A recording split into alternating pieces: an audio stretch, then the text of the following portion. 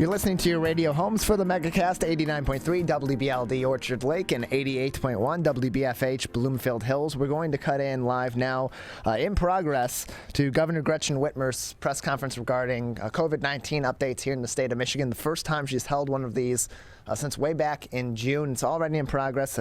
Several people, including the governor, including Elizabeth Hertel, the director of the Michigan Department of Health and Human Services, and others have spoken so far. No questions yet have been taken from the press, but we will join that in progress and then get to the regular portions of our show immediately following. Let's go to the governor. Even if it is less deadly, and I don't know that we can conclude that yet, but even if it is, it still means that many more people will end up in a dire situation where they are filling hospital beds that already are full. So I think that while we can take maybe a little solace in some of the initial reports that perhaps it's not as deadly, I don't think any of us can make any assumption in terms of what that could mean for us individually. But Director, anything you want to add? Okay, thank you. Doctors, anything to add? Yeah. I think one of the things to keep in mind about this virus is that first we see the infections, then we see the hospitalizations, usually about 2 weeks later, then we see the ICU start to fill up, and then we see the mortality. So there's really no way we're going to know what the true effect of this variant is until all that time gets a chance to play out. And with as catchy as it is, it's really just not worth us running the risk with it. Go ahead.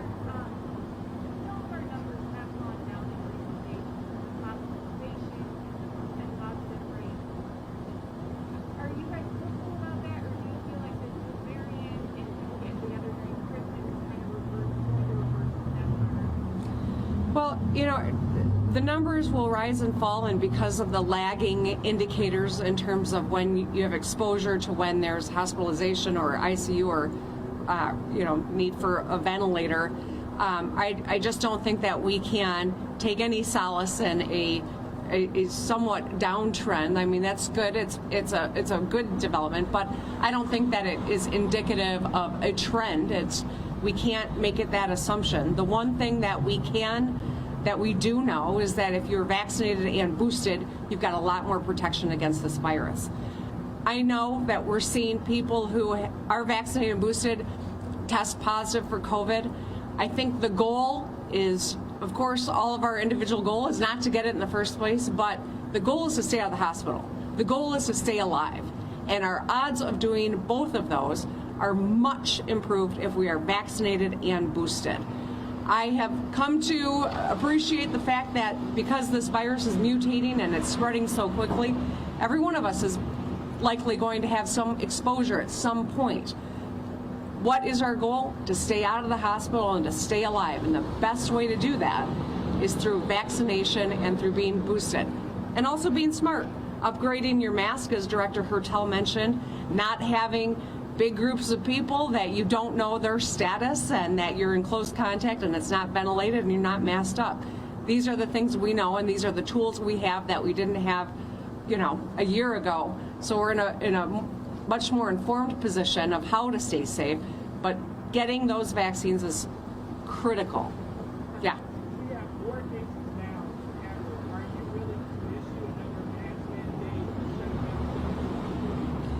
At this juncture, we've got tools we didn't have. We've got knowledge we didn't possess at the early days of the virus. We had to use blunt tools in the early days, and we saved thousands of lives doing that. At this juncture, we know that it's the unvaccinated population that is most at risk, to themselves, to others, to all of us in terms of being a vector for a mutation, right? And so that's why our focus has to be on making sure that people get boosted and the unvaccinated get vaccinated and that our kids get vaccinated.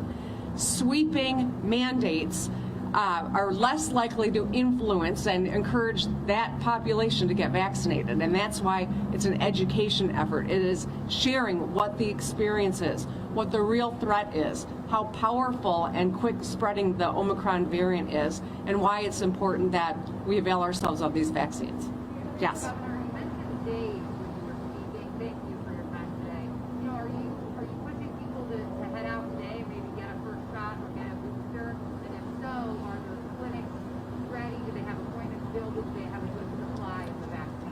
You can go on to Michigan. What's the website? Vaccine.gov? Vaccine Finder, thank you. And make your appointment now. And the reason we say days, not weeks, is because we are seeing how quickly Omicron is spreading. You know, my team and I, we're always consulting with our local physicians, with our expertise here in Michigan, but also national experts. We had our calls on Sunday morning.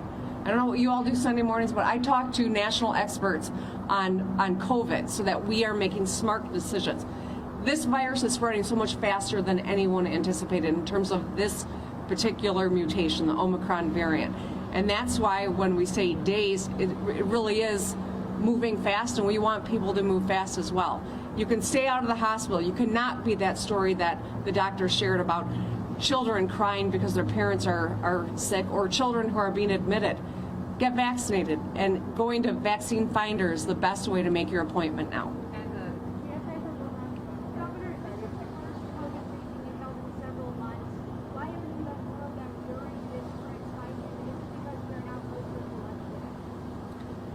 Listen, I've done hundreds of briefings since COVID first came to Michigan. Especially in the early days, it was critical because we didn't have a lot of information around COVID and people were scared. We didn't know a lot, but what we did know, we wanted to share as quickly as possible. Director Hertel has continued to make sure that she is having regular briefings so that people understand the seriousness of the moment and what is happening. So we will continue to provide information. We will continue to keep the public informed. I think it's important to recognize the vast majority of people in our state have availed themselves of the tools to stay safe. That is a wonderful thing. We have more work to do. Those who've not yet been boosted, now is the time to get there. Those who've not yet been vaccinated, please do. Don't take it from me, take it from all of the people that we've heard from. Our goals are to stay out of the hospital, to keep Michiganders alive, to keep our kids in schools and our businesses open, and that's what today is all about. We'll continue to have briefings, but they will be headed, as usual, by Director Hertel and the Department of Health and Human Services. I hope everyone has a happy holiday, stay safe, and that all of you who've been sitting out here in the cold go and get warm. Thank you. That does conclude Governor Whitmer's press conference regarding COVID-19 cases here in the state of Michigan and the continued response to the pandemic here in the Great Lakes state.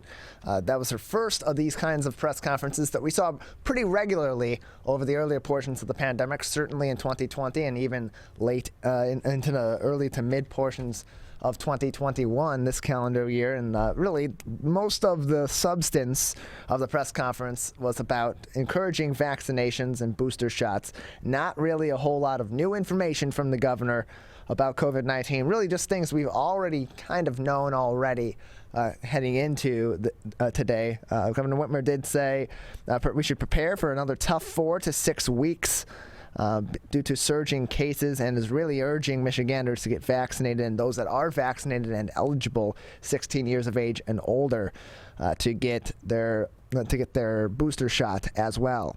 Governor Whitmer setting a goal of 1 million more people being boosted by the end of the first month of 2022, especially seniors and those in assisted living and senior care facilities.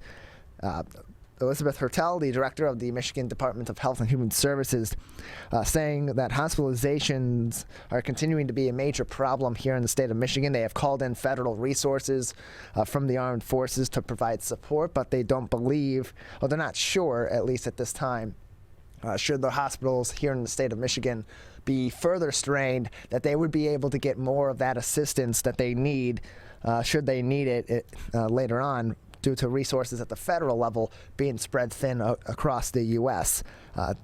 Hertel did report that hospitalizations in the state of Michigan have continuously been increasing for 22 weeks, and right now the highest case rate is among the age group of 30 to 39-year-olds here in the state of Michigan. They also had a pediatric physician, Dr. Dahlia Kwan, a pediatric infectious disease expert, who says many more children are being hospitalized now as compared to earlier on in the pandemic, saying, quote, "Time and time again, I've heard from parents who say, "I just didn't think it could get this bad with my kids," and closed quote. She also had said, "Of all the kids that have been hospitalized with COVID-19 that I have been taking care of, they've all been unvaccinated patients." And just for reference again, those 5 years of age and older are eligible for vaccines. Those 16 and older, after a certain time period, depending on which vaccine that you received and whether or not you are fully dosed with that particular vaccine, are eligible for booster shots. We, of course, just cutting live to that near the tail end of that press conference. There certainly throughout many different news outlets here in the local area will be full updates and a summary of that later on today. We highly encourage you to stay tuned to those outlets, especially those publications that we often link to on our website at civiccentertv.com/coronavirus. And while we have a few minutes, we'll go through a couple of our top stories today, particularly as we come off of the press conference from Governor Whitmer and her team at the state level. We'll give an update on coronavirus numbers that came in yesterday, as they regularly do. They come in Mondays, Wednesdays, and Fridays to the state. This is from Bridge, Michigan. Michigan's hospitals continue to discharge more COVID patients than they are admitting. The state reported Monday that 4,105 patients are currently being treated, down from 283. Down 283 from Friday, and nearly 700 below the peak that was hit a week ago at 4,782. Hospitals in every region of the state are experiencing declines, with the hospitals in Metro Detroit's 6 counties treating 311 fewer patients than a week ago. Infections are also down as of Monday and continuing to trend downward. That being said, our state overall case rate here is about 16.2% positive over the last week, down from 17% a week ago in terms of tests that are coming back positive. The state reported an additional 160 COVID-19 deaths on Monday, and many occurred in November, which now stands as the third worst month of COVID deaths with 2,375.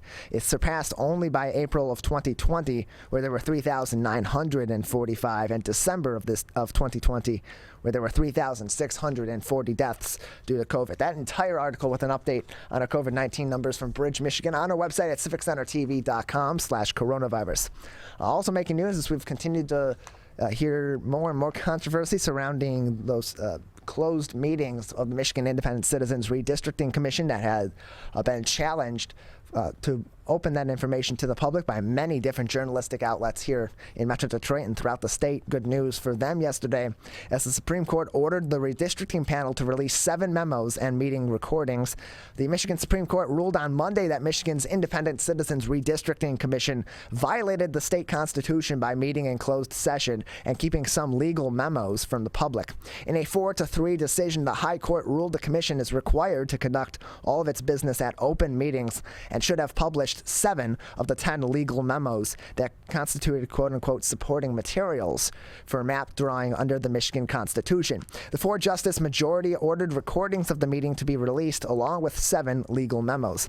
The majority opinion, written by Republican-nominated Justice David Viviano, was joined by Republican-nominated Justices Brian Zara and Elizabeth Clement and Democratic-nominated Justice Richard Bernstein. The suit was filed by the Detroit News, Bridge, Michigan, and the Detroit Free Press and the Michigan Press Association earlier this month, following an October 27th closed session where commission members discussed 2 memos titled, quote, Voting Rights Act, and close quote, and, quote, the history of discrimination in the state of Michigan and its influence on voting, and closed quote. In other circumstances, the communication from the commission's experts and lawyers might be considered protected by attorney-client privilege were it not for the clear command of the Constitution, requiring the panel to, quote, conduct all of its business at open meetings, and closed quote, quote, according to the High Court's rulings. News outlets hailed the decision as a win for transparency for all of those involved in or observing the process. The news organizations requested the documents and recordings after an October 27th closed session where the commission discussed confidential legal memos. The more than hour-long meeting was held as Detroit area leaders raised concerns about efforts to quote-unquote unpack Metro Detroit majority-minority districts, an effort that resulted in smaller concentrations of minority voters and decreased chances that a minority candidate could make it through a primary election or win a general election. The commission is nearing an end of its map-making process and is currently more than halfway through a 45-day public comment period ahead of its scheduled final vote to happen on December 28th. The media outlets filed suit over the release of the memos and recording of the meetings earlier this month, seeking expedited review of the case. The commission also asked for an expedited review since it felt, quote, hamstrung, in close quote, by the possibility that future legal memos and closed sessions could be made public down the road. Justice Viviano's majority opinion argued, based on the titles of the memos, it is, quote unquote, beyond dispute that the meeting and the memos discussed October 27th comprised, quote unquote, business. The maps themselves and any contributing advice that shapes them are considered, quote, legal products, in close quote, whose, quote, content and construction is determined by law, in close quote, wrote the justice. Justice Clement dissented in part Monday, agreeing that the remaining 3 memos of those 10 were not supporting material, but arguing that they should have been released anyway because of, quote, the commission's obligation to conduct business at open meetings, end close quote. Justice Elizabeth Welch, Bridget McCormick, and Megan Kavanaugh, all Democratic-nominated justices, dissented from the majority on the argument that the commission was guaranteed representation under the Constitution and attorney-client privilege was part of the guarantee. By deciding otherwise, quote, the majority puts its own views above those of the voters, in closed quote, who in 2018 approved the constitutional amendment creating the commission, said Justice Welch, who wrote the dissenting opinion. Justice Welch called Monday's decision, quote, a Trojan horse, and closed quote, that would have unanticipated effects on the commission and that has largely conducted its business in public. With Monday's decision, the majority deprived the commission of attorney-client privileges enjoyed by, quote, every other government entity, every legal entity, every person, and indeed every other similar independent redistricting commission, end close quote, she wrote. Justice Welch also argued that the decision left the commission with no guidance on how to handle confidential communication once it is sued. Quote, the Constitution guarantees the commission legal representation, not legal representation without confidentiality or legal representation light, and closed quote. That full article from the Detroit News on our website at civiccentertv.com/coronavirus, in addition to one further article that we, for time, will cut out of this segment today as we are quickly approaching our 10:20 interview slot. Of course, all those articles, as well as very helpful links to the Centers for Disease Control and Prevention, the Michigan Department of Health and Human Services, and the Oakland County Health Division's COVID-19 pages, are on our website at civiccentertv.com/coronavirus. And then on our Megacast page, you can go there to learn more information about the show, find all the places that we broadcast live and live to tape, as well as on demand, Monday through Friday, usually 10 a.m. until 12 noon. This week, Monday through Wednesday, 10 a.m. to 12 noon. And it includes links to each and every one of our partnering outlets, so you can learn more about what they do outside of our 2-hour show 5 days a week. We're going to take a quick break. On the other side, we have a great show ahead of you today. Coming up at 10:20, Mike Palmer will join us next from Premier Pet Supply, locally owned pet store with 12 locations in the Metro Detroit area. At 10:40, Dr. Heba Hevsi from Henry Ford Health System will join us. She is from the stroke program over at Henry Ford West Bloomfield Hospital. In the 11 o'clock hour, Carrie Schochet, the founder and president of Purple Squirrel Advisors, will join us on the program, a recruiting agency. 11:20, we'll talk about traveling this winter, as today at 10:58 a.m. it will officially be winter. We'll be joined by Dave Lorenz, the vice president of Travel Michigan with the Michigan Economic Development Corporation, and then we'll cap off the show at 11:40 with U.S. Representative Andy Levin. That's all coming up next. You're watching and listening to the Megacast.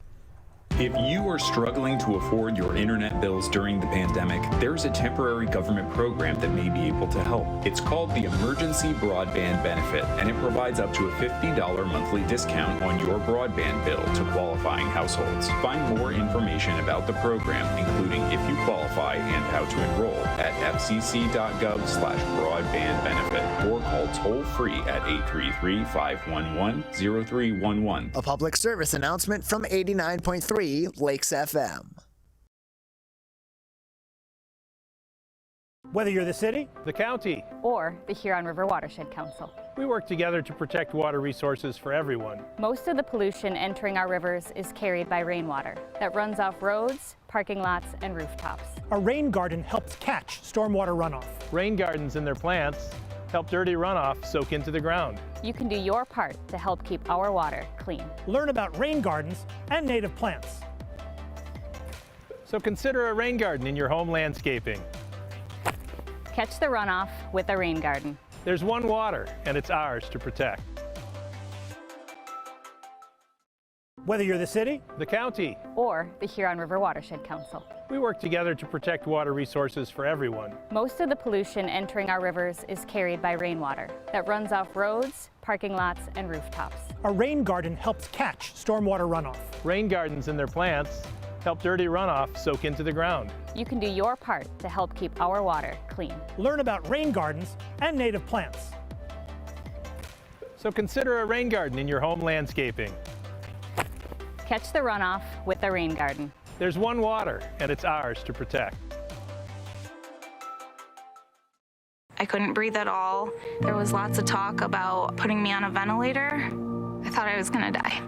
I was 39 weeks pregnant and had a scheduled C-section. During that time, I got COVID and was hospitalized for a month. I had a blood clot in my lungs. It caused me to go into right-sided heart failure. I was really scared. I kept texting my husband and my mom, telling them how scared I was, and I was worried that he was gonna grow up without a mom. And then I was worried if, when I did get home, that he wouldn't know who I was. You know, being 27 and a mom and a wife and having that all almost taken away from me. It's scary. And if a vaccine can prevent that from happening, why not? Get your vaccine. I don't want this to happen to anybody else. A message from the staff of Michigan's Crime Victim Compensation Program. Anyone can be a victim of crime and suffer lasting trauma, physically, emotionally, and financially. But you are not alone. If you're struggling financially due to a crime, we're here for you. Find out if you qualify for crime victim compensation. Call 877-251-7373 or visit michigan.gov/crime-victim. A message from the Michigan Department of Health and Human Services, Division of Victim Services. If you are struggling to afford your internet bills during the pandemic, there's a temporary government program that may be able to help. It's called the Emergency Broadband Benefit, and it provides up to a $50 monthly discount on your broadband bill to qualifying households. Find more information about the program, including if you qualify and how to enroll, at fcc.gov/broadbandbenefit or call toll-free at 833-511-0311. A public service announcement from 89.3 Lakes FM. Welcome back to the Megacast. I'm Tyler Keefe here in our studio in West Bloomfield Township. Although we're broadcasting all throughout the state of Michigan on a number of different community television and radio outlets, as well as on statewide media outlets on the web. Also, you can find more information about everywhere that we broadcast live to tape and on demand by visiting our website at civiccentertv.com/megacast. Our first guest today, joining us now, is Mike Palmer, the owner of Premier Pet Supply, with us again on the Megacast. They have 12 locations in the Metro Detroit area, including places like Rochester Hills, Novi, Beverly Hills, Troy, and right up the street here from us in West Bloomfield Township. Mike, thank you for being with us again. Hey, good morning. Thanks so much for having me. Appreciate it. Yeah, appreciate having you on again. And so as we're approaching the holiday this week, people are doing that last-minute gift shopping for their friends, for their family, but they're also doing possibly some shopping for their pets as well as we approach that holiday. What are some gift ideas for pets that are flying off the shelves at this time over at Premier Pet Supply? I say we always have a lot of fun this time of year. It's our busiest month, and this happens to be our busiest week of the year. And it's fun because people come in, they're excited to spoil their pets. And more times than not, we get a lot of people coming in the store to spoil other people's pets. When they don't know what to buy someone, buying something for their pet is very thoughtful. And then usually you don't have to worry about if it's the right color, the right size, if it'll fit, it'll fit. So it's a great thing to do for neighbors and friends and relatives. But what we actually, we love doing, being that we're Michigan, we're a local company, we love supporting Michigan local companies. And one of our favorites is Fluff and Tough. Fluff and Tough makes a fantastic array of plush toys that we sell throughout the entire year. But during Christmas, they have special edition, limited sometimes toys. And the quality of these toys is greater than any other plush toy we have in our stores. We do a really good job of like internally stitching, embroidering, and using this like tennis shoe material that's underneath the top layer that makes it more of a challenge for the dogs to get to. So the Fluff and Tough toys, they're very cute, and they're also our favorite. You know, honestly, it being unbiased, you know, although they are a Michigan company, they truly are the best. We do really great with those for sure.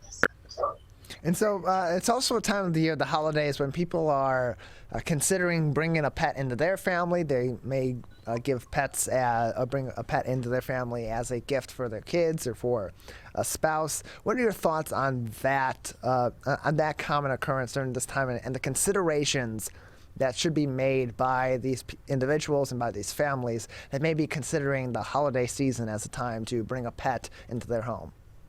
So definitely not a big fan of gift giving of pets for, you know, others than your own family. That, you know, we only know our families best. We know the activity level, the time in which, you know, we have the free time. And I really would implore people to do, you know, their due diligence, do their research, and figuring out what the best fit for their family is. More times than not, we've talked families out of getting a pet, you know, because it's just not ideal for their household. You know, you want to do the most ethical thing. It's a living, breathing creature that you want to make sure you're providing the best possible environment for and in the best circumstances. So there's a lot of factors involved. You know, if the pet is for your kids, are they going to be responsible enough? Are they old enough to understand the time that it takes and the work that it takes, you know, over and above and past the fact it's a cute, fluffy guinea pig or a puppy or whatever it may be. So I would say, not a great thing to get a pet for someone that, you know, isn't a part of your family unless you clear it with them. You got all the things covered, but just making sure you do as much as you can to prepare and plan for that. We're joined by Mike Palmer. He's the owner of Premier Pet Supply, joining us on the Megacast. And earlier on in the pandemic, especially as everyone was back at home working virtually, or during the early portions of the pandemic when we had the stay-at-home order, a lot of people at that point in time brought pets into their home and have continued to bring pets into their home incrementally over the course of the pandemic. Have you noticed that because of that, you're seeing more people that are coming into your stores throughout Metro Detroit for your advice and your help as the pandemic's gone on, or did that kind of taper off as we started to go back into? Well, I think, you know, you're absolutely right. And so many people did bring pets into the home. And what's happening now is a lot more people are going back to work into a regular routine. But unfortunately for those pets that have been used to you being at home, their regular routine is always being around you and always being near you. And so what we try to do is get ahead of the issues that people may have with those pets, because sometimes they may act out, be what people may deem disobedient, when all that is just a lot of built up energy that they have and they're used to exerting throughout the day because you're home with them. So there's different things we can do. We obviously recommend daycare. We recommend getting, toys that actually work to occupy the dogs, to stimulate them mentally and work out their energy, and lots of walks throughout the day, things like that. But in general, our customers are great, and they educate themselves, and they understand, the responsibilities that come along with having that pet. But, as things have tapered off, as you said, and there's not as many people bringing pets in, that there was definitely a time, within the last year and a half where a lot of people were. So we're joined by Mike Palmer, owner of Premier Pet Supply, with us on the Megacast. And as we've mentioned multiple times already, either in your answers or in my questions, you get a lot of people that are regular customers of your store. It's a locally owned business, and they're coming in not only to support a local business, but also to get that more personal consultation over the products that they're considering for their pets, whether it be toys, whether it be food, or some other consideration. What is the difference in service for those that may be considering shopping local or are more regularly shopping either online or big box stores? What's the difference when they go into a locally owned pet store in terms of service that they're being provided when they go somewhere like Premier Pet Supply? Well, I'll tell you, we have stores full of our teams that are very kind, caring, compassionate, both towards animals and people. I mean, we've got a great environment where people come into our stores because they want to, not because they have to, but we have a culture here where we make sure that people always feel comfortable, they feel confident in their purchases, and they get good information. So we're just not plugging people in just to fill spaces here in our stores. We try to do our best in getting our staff the most resources possible so they know the answers to the questions people have when they come in. I mean, pets are a part of their family, part of everybody's family now. And, there's some concerns and some issues that pop up. And we want to make sure that people are, getting good answers to the questions, are finding good remedies, be it if there's a digestive issue, if there's allergies, if, there's a hip and joint problem or skin and coat, we can cover all those. We carry everything imaginable, that you see at all the big box stores and national chains. We do carry a lot of specialty items, a lot of hard to find stuff,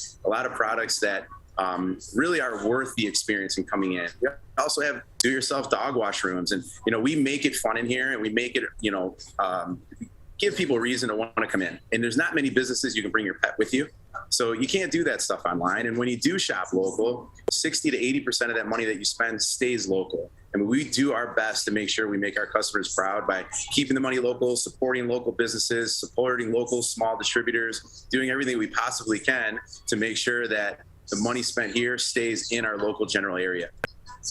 And so, Mike, we've heard this across different sectors of business in our economy throughout the pandemic as we've gone back into more of a regular way of doing things later on in the pandemic, especially this year.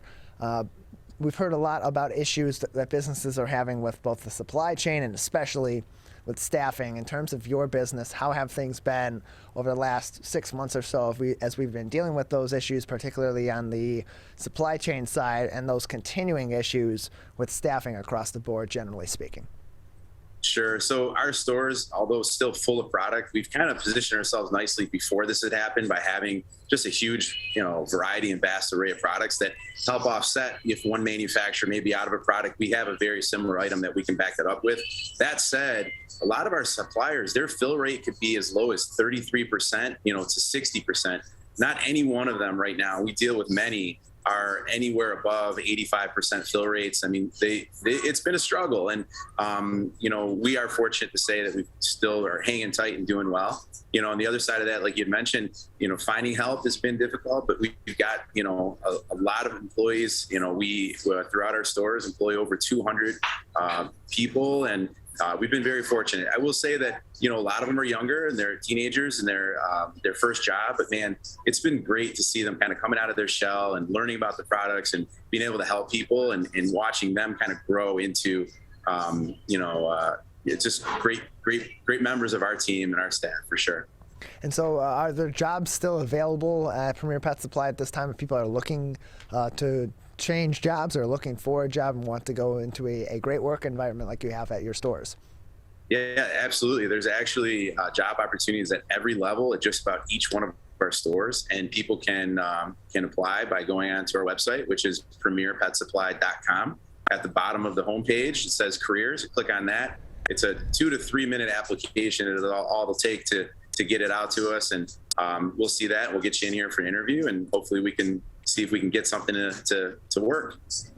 And so we are in the week of the Christmas holiday, and then right after that, the week of the New Year holiday. What are your hours this week and next week if people want to go shopping for their pets at a locally owned store?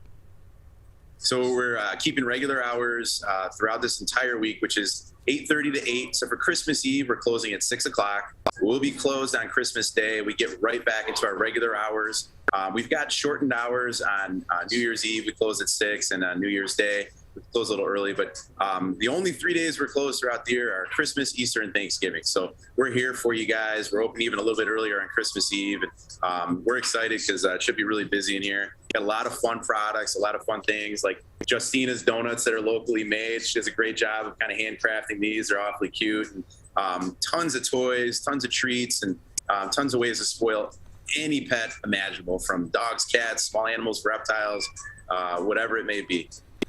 We're joined by Mike Palmer, the owner of Premier Pet Supply, with 12 locations throughout the Metro Detroit area, including right here just up the street from us on Orchard Lake Road in West Bloomfield Township, where we originate our broadcast. And Mike, you can learn more information at premierpetsupply.com, as well as do some online shopping with the local business as well. And so, Mike, another few minutes with you before we'll say goodbye. Anything else that we haven't discussed today that you'd like to talk about, or anything else you'd like to say before we let you go? Well, I really appreciate you guys having me. I wish you all a great holiday. And also through our website, like it said, we do provide free local home delivery within 10 miles of any one of our locations. I'm actually one of the delivery boys. And so if you put an order in at $25 or more, we'll deliver that to you within a day to 48 hours at the most. So we're full service here. You know, we really try our best to do our best by everyone that walks through the door. And I really do appreciate the support. We love the West Bloomfield community. Mike, we appreciate your time. Thank you for joining us. Thanks for having me. You can learn more information and do some of that online shopping that Mike mentioned by visiting their website at premierpetsupply.com. We're going to take a quick break. On the other side, every 40 seconds, someone will have a stroke, and statistics like these shed light on how scary strokes can be looming over Americans every single minute. Next, we'll be joined by Dr. Heba Hevzi, the medical director of the Henry Ford West Bloomfield Hospital Stroke Program, to talk about their special recertification that helps them right here in our community treat strokes and help prevent them from having severe, long-lasting effects, and tell us ways that we can prevent strokes in our family and ourselves as well. That's coming up next. You're watching and listening to the Megacast. You see certain things get reincarnated in your children. My daughter is very much inspired by my wife's artistic pursuits. So my daughter started making necklaces. She makes what we call affirmation fashion. I tell her every day that your black is beautiful. Your black is beautiful. Your black is beautiful. And if there's anything better than being beautiful, it's being smart. And if there's anything better than being smart, it's being kind. And reaffirming that every day is our method of making sure her chin never drops. My dad wasn't around, and I remember riding a bike and falling off and cutting myself, and me never just wanting to get back on it. People ask, how your children learn how to ride a bike, and you didn't. I didn't teach them. I just created an environment where they taught themselves, and all I had to do was be there.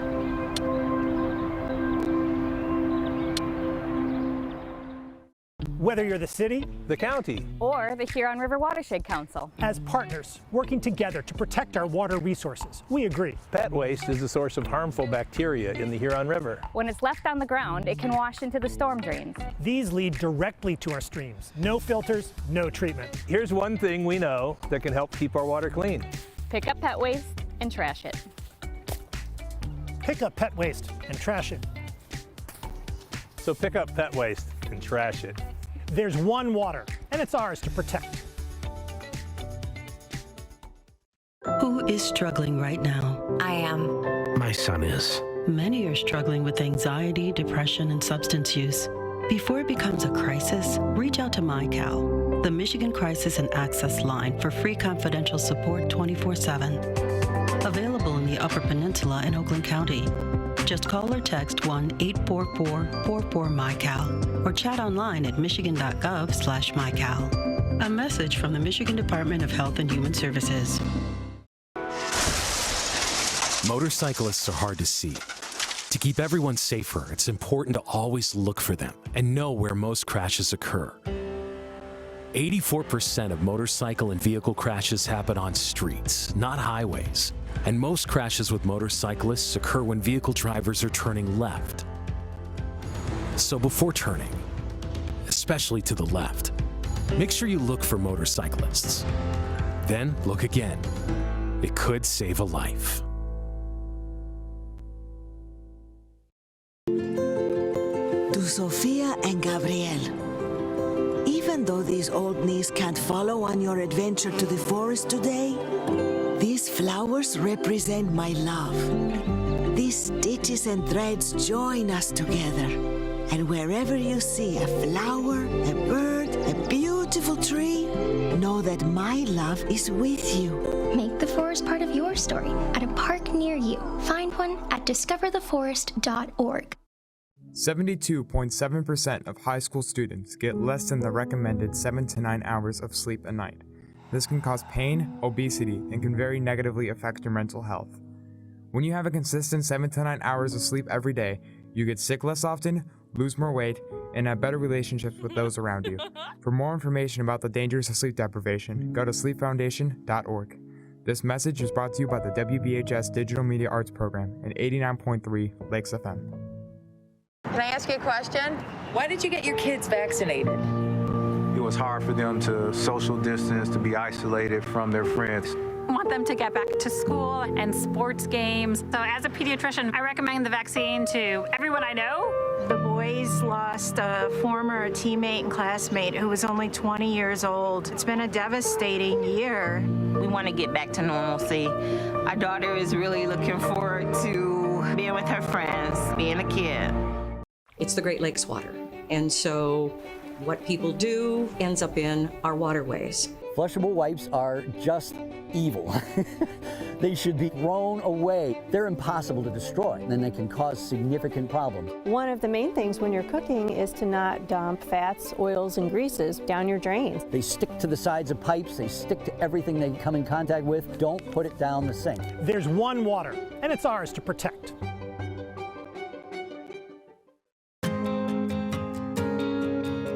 When times get dark, we can't see the help that's all around us. When you don't know where to turn, let 211 be your guiding light.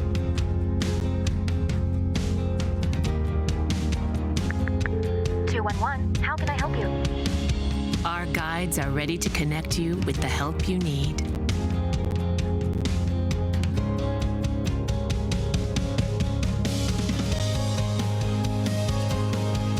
For help with food, healthcare, mental health, and other resources, call 211 or visit 211.org. 211. Get connected, get help.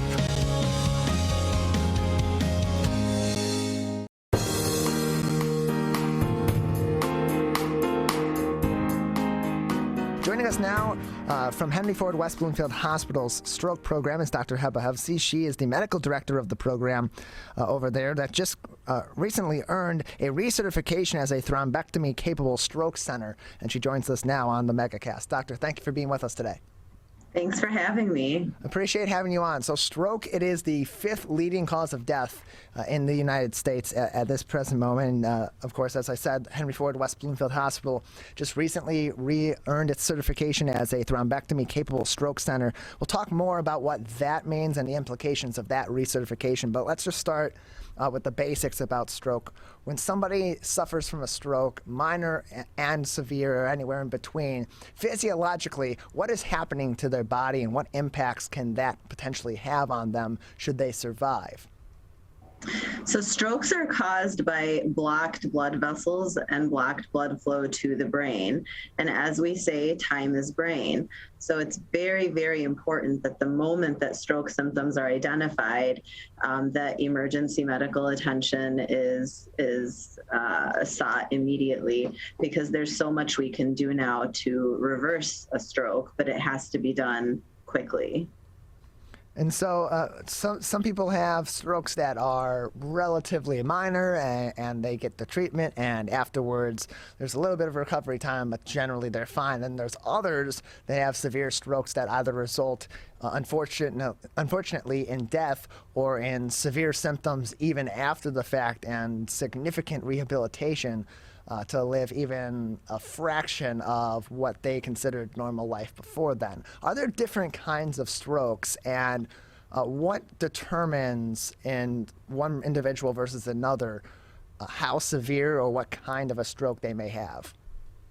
That's a great question. Yes, there are different types of strokes. So in a broader sense, there are strokes that are caused by bleeding in the brain and strokes that are caused by lack of oxygen to the brain. We're going to focus on the strokes caused by lack of oxygen to the brain. There are many different causes of those types of strokes. You can have a blocked blood vessel, a large one in the neck. You can have a blocked blood vessel inside the head, and you can have very small blood vessels that are blocked that we can't even see. And the only way to know which is the cause is by CT scan, which can only be done in the emergency room. Once we do that CT scan, we can see, is there a blood clot in the neck? Is there a blood clot in the head? Or is there no blood clot? And depending on what we find, we can target treatment for that. The focus of this talk is on blood clots, whether they're in blood vessels in the neck or in the head. And that's where the certification that we have been recertified for is looking at. It's thrombectomy, which is removal of those clots. So you mentioned earlier, you said time is brain. For those that may be suffering a stroke or people that may witness somebody that is suffering a stroke and is helping them to seek as immediate of treatment as possible, just how does time factor into the results that someone may be dealing with in the wake of having a stroke? Sure. So the treatments that we have to offer for acute stroke they can only be given within 24 hours of the time that the patient was last known to be normal. There are IV clot busting medicines that we can give, but those can only be given within the first 3 to 4 hours from the time that patient was last known to be normal. Some of the treatments where we remove the clots can be done up to 24 hours later, depending on how much brain tissue is still salvageable. And that's something that we're able to quantify by CT scan. We're joined by Dr. Heba Hefsi. She is the medical director of the stroke program at Henry Ford West Bloomfield Hospital, joining us today on the Megacast. And so stroke, as we mentioned earlier, the 5th leading cause of death in the United States, being that last year in particular at the height of the early stages of the pandemic. And even now, as people may continue to unfortunately be more reluctant to go to a hospital to seek treatment for emergencies or even for those routine checks that could eventually potentially prevent eventually down the line situations such as having a stroke. Have we seen a greater number of strokes here in Michigan or here in the local area, or even just in general across the board as a result of the COVID-19 pandemic, both from the effects that COVID has on the body and on top of that, the ways that people have been interacting with our health systems while trying to stay safe with the pandemic?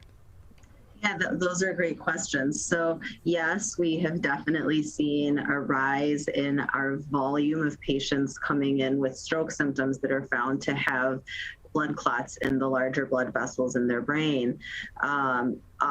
Not often, but sometimes in those patients, we do find that they do have COVID, and no other reason for that blood clot is found except for COVID. And we know that COVID does increase your likelihood of forming blood clots. And so we have seen COVID-related strokes, and in patients who have COVID-related strokes, the cause is almost always a large blood clot in one of the blood vessels in the brain. And those patients, when they present to the hospital in enough time to have the procedure done where the clot is removed, can have just as good outcomes as their non-COVID counterparts. So for those that are not immediately familiar or don't have that expert recognition of the signs and symptoms of stroke, what are some of the keys that people should be watching out for if they notice some behavior physiologically or just behaviorally? Symptoms of stroke can range anything from loss of vision, facial droop, speech difficulty or inability to speak, a sudden severe headache, numbness, tingling, or weakness down one side of the body or even just in one limb, an arm or a leg, difficulty walking, sudden severe dizziness. The key is that the symptoms typically come on suddenly, and that there's not always a warning sign for stroke. When a stroke happens, it happens right away. And right away when those stroke symptoms appear, 911 should be called. So we've heard of silent heart attacks, but is there such thing as a silent stroke where those symptoms may be so benign that someone may not even notice them? Silent strokes happen. Those are not typically caused by large blocked blood vessels. Those are typically caused by blockage of very small blood vessels. When a large blood vessel is blocked, the symptoms are usually identifiable. And so, as we mentioned earlier, Henry Ford West Bloomfield Hospital just recently received its recertification as a thrombectomy-capable stroke center. For those that are not familiar or wondering what that is and why this is so significant, what goes into being a thrombectomy-capable stroke center, and how is that beneficial on an emergency medicine front here in our local area? So this certification, so that in order to be a qualified center to treat acute stroke to the maximum degree, you have to go through a very stringent qualification process. And then once you get it, you are commonly audited and have to adhere to a very strict code to keep that accreditation. It's a national site, the Joint Commission, that surveys the organization, and you can be anything from just a primary stroke center that does not do thrombectomies, which are the majority of stroke centers actually. And then there's the thrombectomy capable, and then the higher degree from that is the comprehensive stroke center, which our main campus in downtown Detroit has.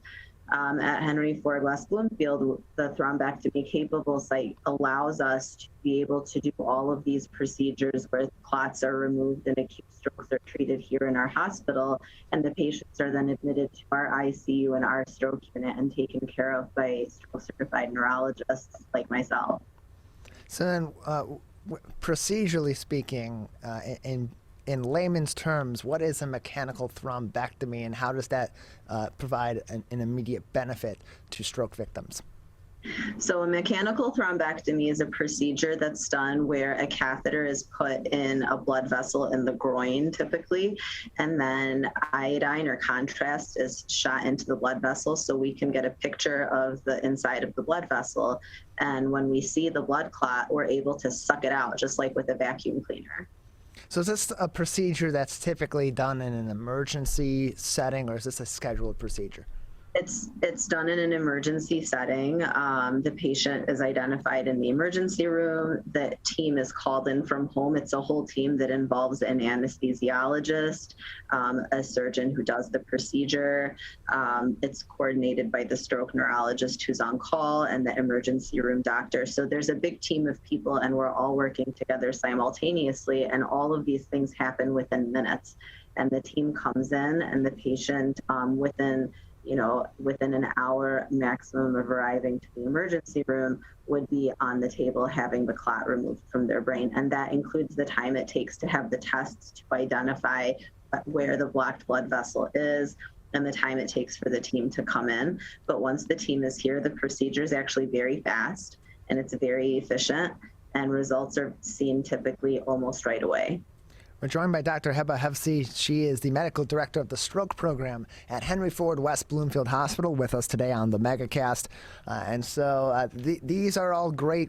This is all great for treating stroke in an emergency setting and preventing those immediate dangers from resulting in severe symptoms in some cases, or at the very least, keeping the patient that may be suffering from a stroke alive.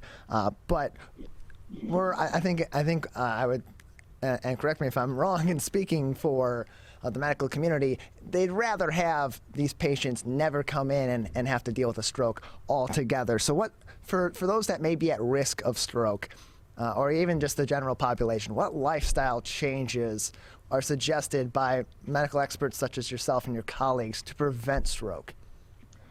That's a great question. It all starts with prevention. So common risk factors for stroke are high blood pressure, high cholesterol, diabetes. These conditions need to be treated by the patient's medical doctor, and you should, if you don't have them, you should be screened consistently for them. Diet is very important, a heart-healthy diet, a low-fat diet. Exercise is recommended by the American Heart Association, 30 minutes of pretty moderate, vigorous aerobic exercise 5 to 6 days a week. And there are certain conditions of the heart that can increase your risk of having a stroke. Irregular heart rhythms can cause clots to form in the heart and go to the brain and cause stroke. And you should be seen by your doctor to screen for those irregular heart rhythms. The most common one is atrial fibrillation. And if that irregular rhythm is identified, then you need to be on a blood thinner to prevent clots from forming and going to the brain. Doctor, just a few more minutes with you before we'll say goodbye today. Anything else at this time that would be important for our audience to be considering to prevent stroke, to recognize stroke, or that they should understand about the treatment of stroke if themselves or someone else in their life should suffer from one? I think the most important thing that I want to get across is time is brain. And often when somebody starts exhibiting stroke symptoms, 25% of the time they can crump very quickly. And so it's really important that you not wait and you not try to drive yourself to the hospital. If you or somebody you know experiences any symptoms that suggest a stroke, no matter how minor they are, you should call 911 because the emergency triage team will know which hospital to take you to, because not every hospital is certified to treat stroke patients in this aggressive way. And so you want to make sure you call 911 so that you're taken to the closest hospital that is equipped to treat stroke. Well, Doctor, we appreciate your time. Thank you very much for being with us today. Thank you so much for having me.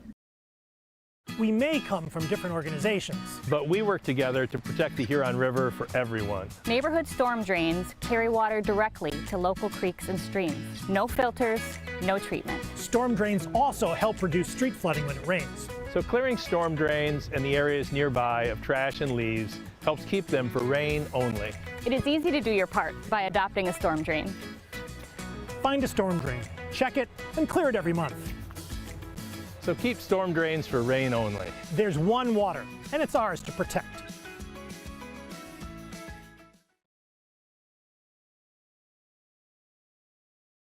We may come from different organizations, but we work together to protect the Huron River for everyone. Neighborhood storm drains carry water directly to local creeks and streams. No filters, no treatment. Storm drains also help reduce street flooding when it rains. So clearing storm drains and the areas nearby of trash and leaves helps keep them for rain only. It is easy to do your part by adopting a storm drain. Find a storm drain, check it, and clear it every month. So keep storm drains for rain only. There's one water, and it's ours to protect. If you are struggling to afford your internet bills during the pandemic, there's a temporary government program that may be able to help. It's called the Emergency Broadband Benefit, and it provides up to a $50 monthly discount on your broadband bill to qualifying households. Find more information about the program, including if you qualify and how to enroll, at fcc.gov/broadbandbenefit, or call toll-free at 833-511-0311. A public service announcement from 89.3 Lakes FM. We as Michiganders feel connected to this resource in a way that I think is really powerful. Conservation starts with a caring, committed community. For me, it's peaceful to have a relationship with the river. Every single one of us has a role to make sure that those waterways stay safe and healthy, being careful about what goes down the storm drain. Just even eliminating some of your single-use plastic makes a difference. There's one water, and it's ours to protect.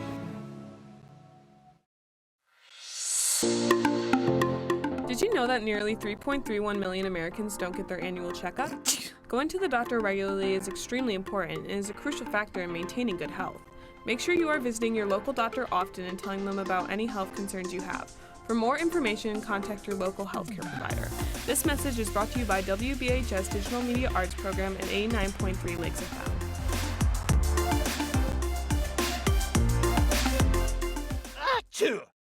People are getting out to walk and bike in higher numbers. More vulnerable road users and higher speed traffic can be a dangerous combination. Crash severity has increased, so if you're driving, be sure to slow down and look for people. There's no need to speed. If you're biking, ride with traffic. If you're walking, avoid stepping into the road if possible. If you have to walk in the street, walk facing traffic. Learn more at walkbikedrivesafe.org. When times get dark, We can't see the help that's all around us. When you don't know where to turn, let 211 be your guiding light.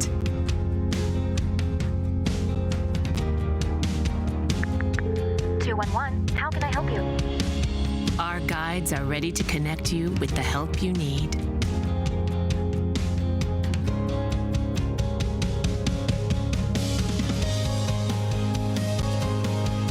For help with food, healthcare, mental health, and other resources, call 211 or visit 211.org. 211. Get connected, get help.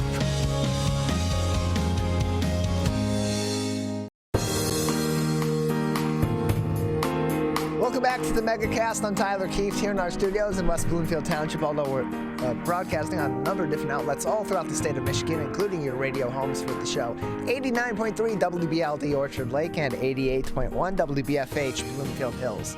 Joining us now is the founder and president of Purple Squirrel Advisors, Carrie Schochet. It's a recruiting agency that places management, executives, and C-level roles in finance and accounting, as well as working in operations, human resources, sales, and marketing. Carrie, thank you for being with us today. Thank you. Good morning. Good morning. So let's start with you have a really interesting name for your business, Purple Squirrel Advisors. Tell us about the origin story behind that name. Sure. So Purple Squirrel is a recruiting industry term referring to the unicorn or the elusive perfect candidate. And so it's widely used by recruiters. I've been using it, that term for many years. I was with a global recruiting firm in Chicago for about 10 years and moved back to Detroit in late 2012. When I moved back, I realized it would be very hard, and I decided to leave the global firm and really start my entrepreneurial journey at that time. I realized it would be hard to compete with the national firms for kind of those premium searches or those kind of easier ones. And so out of the gates, I decided that I would kind of go purple squirrel hunting. So looking for the more traditional purple squirrels, which are highly technical roles. They're in rural markets. There's something that makes them challenging. And so that's what I did for my first couple of years in Michigan, and then came to believe that every search is the search for a purple squirrel if you're really trying to get it right, and get those things that you can't see on paper that make for a good fit. And so that's how we just define the purple squirrel today. So when you're working with companies in their hiring processes or as they're looking to reorganize their management, what are some of the ways that your company, that Purple Squirrel Advisors, is working with these companies? Are you working more with the executives, more with the HR departments, a little bit of both? Yeah, it really depends on kind of the business itself and what their management team structure is. Oftentimes, we're working with owners and CEOs. If they have an HR department, we certainly collaborate with them as well. And so it just varies company to company. Most of our clients are small to mid-sized businesses. And so, their structures vary. But, we help them with everything. Really, it's not just candidates we bring, it's process as well. And oftentimes our clients don't have fully scoped out job descriptions. And so we'll help them to, scope the roles, write those position specifications, and just bring different things to their attention even before we get started on the actual recruiting. And then of course we guide them through the recruiting process as well. We're joined by Carrie Schochet. She is the founder and president of Purple Squirrel Advisors, joining us today on the Megacast. And so we've seen over the past year or so, as things have started to reopen, this quote-unquote worker shortage that's been affecting businesses that are looking to reacclimate their workforce to life as we currently know it. We're looking to bring some employees back off of their leave, off of their furloughs, or just hire more people. How has that affected your role and your company's role in recruiting some of these employees and helping these businesses find those perfect candidates to fill these roles, and at the very least, people that do want to fill these roles? Sure. Yeah, no, the last year has definitely been a year of learning, I think, for many of us who are in these roles of trying to hire people. And there's been, a lot of change, I think, across the board with expectations on both sides of the table. And there's been a lot of, specifically in the roles that we fill, there's been a lot of early retirements. And so that's, so we've done a lot of succession hiring and succession placements. But I think it's also just the navigating those changing expectations. A couple of years ago, you really wouldn't need to worry about whether workers would go into an office. And now, on our first phone calls, we have to ask the candidates, are you, this is we have to discuss whether it's an in-person, a hybrid, or a fully remote role. And those, depending on what it is, you can eliminate a large group of candidates based on, especially if it's fully in person with certain levels of candidates, that makes it more challenging. We also have to cover, vaccine policies and different things that are really new for 2021. These are not things that we had to worry about in an interview process prior to 2021. So just helping to just work through some of those topics with our clients.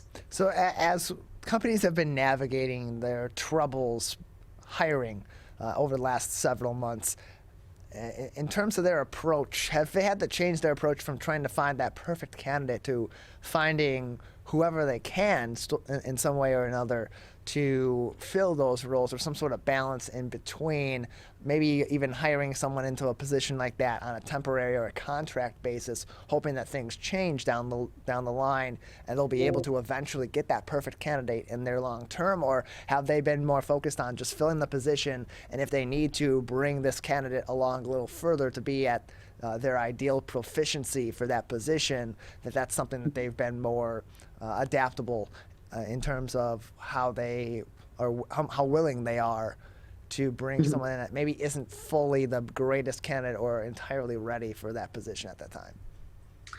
Yeah, so with the positions that we're filling, being mostly, leadership roles, we're not finding there, we're able to bring, fully qualified candidates and candidates that are, we'll keep working at it until everybody feels there's a good fit. We're not finding a lot of interest in, I guess, what quote unquote settling for the positions that we're hiring for. But I certainly think that companies have had to maybe adjust their expectations for different levels of hiring, and, really, figuring out, what are the minimum skill sets that we need for this role, and maybe, working towards hiring at that level versus, again, to your point, the ideal candidate across the board. So, I think it would absolutely vary depending on the level of position the company is trying to hire for, in terms of whether they would adjust their expectations. The other challenge that many companies are facing is the rising wages. And, certainly we've seen some rising wages even in the mid-level and senior level positions we're filling. And so then it's up to us to kind of advise and work with our clients on, hey, these are the candidates that we're finding in the salary range. If you really want to get, your list of 10 or 15 requirements, we're going to maybe have to adjust the salary range for the role. And so we'll have those types of conversations. But I know that even at, earlier career positions or other labor type roles, I know that a lot of our clients are facing rising wages, and so they're having to adjust their expectations based on that. We're joined by Carrie Schochet. She is the founder and president of Purple Squirrel Advisors, with us today on the Megacast. And Carrie, there are a lot of factors that have gone into the worker shortages, so to speak, and have gone into what's being called the Great Resignation of 2021. Being someone that is in some ways an intermediary position between companies that are looking to hire candidates, or companies that are losing employees, and those employees that are looking for these jobs or are leaving these jobs, what are some of your opinions on the causes of this quote-unquote Great Resignation in 2021, and how has your company been advising other businesses to navigate this landscape that they're in right now to prevent people from wanting to leave their company and instead enticing them to want to stay long term? Sure. Yeah, so it was interesting. I heard a statement or a quote from in another interview recently where they said that the Great Resignation is not a trend, it's a movement. And so I think that, what's led to the Great Resignation is really a lot of the workforce rethinking their priorities and thinking about what's important and adjusting those priorities, in terms of work-life balance and some other things. So, there have been early retirements. There have been people that are just making entire career changes. There's just a lot of factors that go into it. On the other side of that, though, the retention piece, I think, really having open dialogue with the employees, discussing career paths. So that's one thing that's really big with, especially I would say early to mid-career employees, is they really, they want to know, where they're heading with the company. And so having those active discussions on career opportunities and career paths, learning and training, providing those opportunities within the company to continue to develop those employees and grow their skill sets. There's also a trend where employees want to feel that they're part of more of a mission-based business. There's something deeper. It's not just about profits. It's about, there's some other component of their job or their company that's providing value to the community. And so tying whatever it is that the company does to some bigger mission, I think has been an important piece of kind of what's important to people at this time. And just as one example, even if you're we've got a client who is a packaging company, but they use a lot of green processes and recycled materials. And so, while they're a manufacturer and they're a packager, their mission is to, really it's a green and an environmentally conscious type of product that they have. And so, trying to find candidates that would be attracted to that mission is big as well. So those are just a few of the things, and then I think just really listening to the employees and providing them an opportunity to share, what's important to them. So considering those factors, Carrie, what do you believe continues to be some of the reasons why, even in the case of companies that are providing some of those resources or are shifting their vision going forward and doing so to attract some of these employees that have not returned to the workforce, what do you believe are some of the contributing factors still to this day why we still are in a quote-unquote worker shortage, for lack of better terms? Yeah, so some of that is hard to really understand. I recently did another interview and it was kind of where are all the workers? And so I think there's still a question as to, why we have such a worker shortage. I think some of the resignation and quitting trends, though, are tied to another big thing, which is burnout. And so I think there's, because of some of these shortages and open positions that creates pressure and additional workload on the employees that are there at the business. And so I think the burnout issue is one to watch. And kind of, again, be aware of and figuring out ways to reduce burnout is very important on the retention side. But in terms of, the worker shortage, I think there's a few things that have gone into that. It's, again, the early retirements. I think there's some dual income families that potentially decided, to go to single income and have one of the family members, stay at home, with the kids or something along those lines. I think the gig workers, that's been a big one where there's, a lot of millennial talent. They're choosing to have more control over their destiny and their day through taking on special projects and things through the various sites that you can find that work. So those are just a few things that I think are contributing to that shortage. So with that willingness to hold short of accepting a job or even accepting an interview for so many of those that are out of the workforce right now, how has that changed the dynamic in your role, in your company's role, helping as a recruiter and as helping these companies in their hiring process? How's that changed your role or your approach to negotiating with these or finding these qualified candidates for these jobs? Yeah, so I think there's a lot more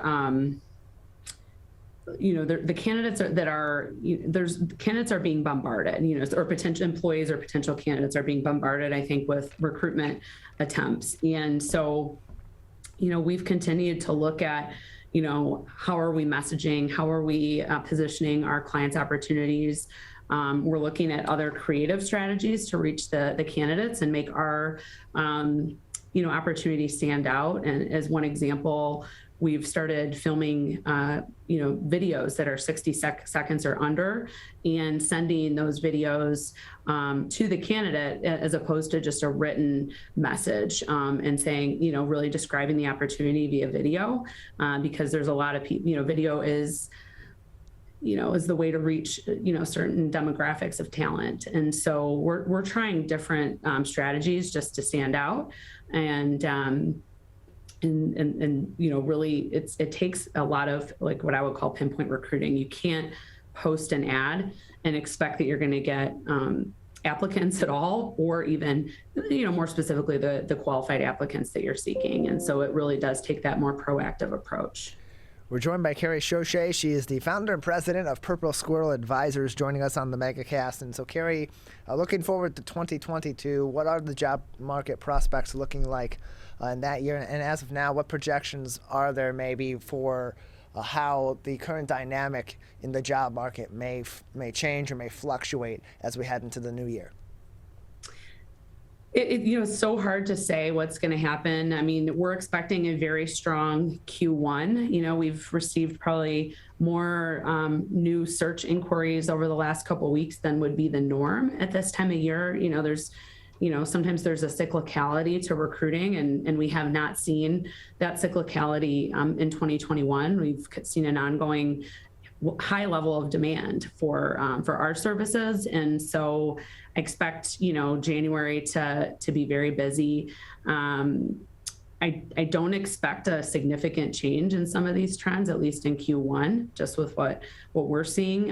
It's just so hard to say, though. There's factors that are, like more macroeconomic type factors that, could impact the job market, but I just don't see anything specific that's going to change these trends at the moment. And in terms of specific industries or specific jobs, what are some job openings or particular industries that are trending upwards in terms of available positions, or at least a position, or even positions that are filling up quickly if people are looking to get into a new job? Yeah, so kind of in line with some of the challenges in the overall kind of business community. So we've seen an uptick in HR searches. There's, because of these labor challenges and challenges with talent, management and those types of issues, we've seen an increase in strategic HR positions. So that's been a big one. We continue to see a lot of demand for strong financial professionals and financial leadership, so controller and CFOs. But that's been an area that's been, hot for us. I would say across the board, though, public accounting talent. So, ranging from staff to manager level positions within public accounting on both tax and audit. Across the board, there's intense competition for that talent. So, there's a lot of demand for supply chain talent with some of those challenges that companies are experiencing in the supply chain side. So those are just a few things that we're seeing. Well, Carrie, we appreciate your time. Another couple minutes with you before we'll say goodbye. Anything else that we haven't discussed today that you'd like to talk about, or anything that would be important for our audience to keep in consideration as they're looking into the job market, either for their own business to hire some employees, or if they're an employee, a worker out there in the workforce that's looking to rejoin a new company? Sure. Yeah, so I guess a couple of things I would point out. If somebody listening is on the hiring side of the table, I think there's a huge opportunity with bringing formerly working parents back into the workplace, working parents back or stay-at-home parents back into the workplace. And so I think there's a lot of talent out there that would come back into the workplace if the right situation or flexibility was offered to them. And so I think that's an option to consider. So for example, providing that that person an opportunity to maybe have a more flexible schedule so that they can do pickups and drop-offs with their kids. That's just one tip on a way to potentially attract some great talent. And run a great process on the hiring side. So make it smooth, keep your steps consistent across the board, but keep things moving and maintain that momentum. And when you have a great candidate, I would say come in strong with the first offer. On the candidate side, a couple of tips would be you can really stand out right now if you have the right message for a potential opportunity. So if you're looking to make a career change, I would recommend having a short cover letter or reaching out to somebody at the company and explaining to them how you think your current skill set will transition well into this new role. And I would say, as always, write a thank you email and send that promptly when you complete an interview, because that demonstration of interest and that follow-up is very important and can make you stand out as a top candidate. So those are just a couple tips that come to mind. Carrie, thank you very much for joining us and giving us some insight into the job market as we put an end to 2021 and look forward to 2022. Thank you so much for having me. You can learn more information and get in contact with Carrie and her team at purplesquirreladvisors.com. We're going to take a break. On the other side, we'll be joined by the Vice President of Travel Michigan with the Michigan Economic Development Corporation, Dave Lorenz, on this first day of winter to talk about travel and other fun activities all throughout the state of Michigan this winter season. That's coming up next. You're watching and listening to the Megacast. Parents do a lot of worrying. Get your kids caught up on childhood vaccines to protect them from these 14 preventable diseases, and you'll have 14 fewer things to worry about. Vaccines are safe and effective and save lives. So let's get caught up on vaccines and worry about something else. Get the facts at ivaccinate.org. We may come from different organizations, but we work together to protect the Huron River for everyone. Most of the pollution that goes into our rivers is carried by rainwater that flows off of roads, parking lots, and rooftops. The leaves and bark of a single tree can retain a surprising amount of rainwater. Depending on its size and species, it could be 100 gallons or more. It is estimated that an urban forest can reduce annual runoff by up to 7%. Here's one thing that we know can help keep our water clean. Plant a tree. Plant a tree. Plant a tree. There's one water, and it's ours to protect.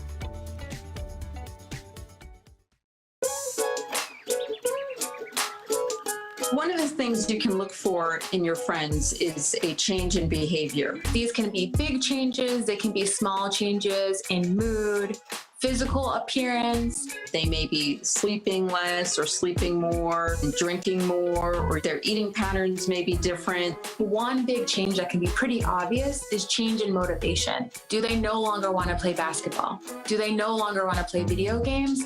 Now that we're spending more time online and in virtual settings, it's really important to pay attention to the language that your friend is using and the words they're using to communicate. So when we text our friends, are they taking longer amounts of time to respond? Are they not responding at all? You don't have to be an expert to try to recognize these signs. The second that you feel it in your gut and that you're concerned, that's the second to have the conversation and open the door to what might be going on. Today, it is easier than ever to join Michigan's Organ Donor Registry and help build a bridge of hope for organ, tissue, and eye donation. Just one person can potentially save or help improve the lives of up to 75 people. By joining, your legacy could be the gift of life. Sign up today at michigan.gov/SOS or at any of the more than 145 Secretary of State self-service stations located across Michigan. Be part of Michigan's Bridge of Hope by adding your name to the Organ Donor Registry. When times get dark, we can't see the help that's all around us. When you don't know where to turn, let 211 be your guiding light.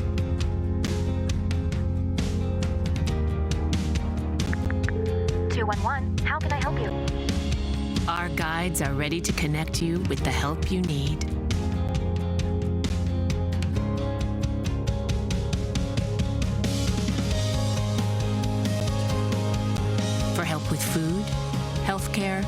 mental health, and other resources.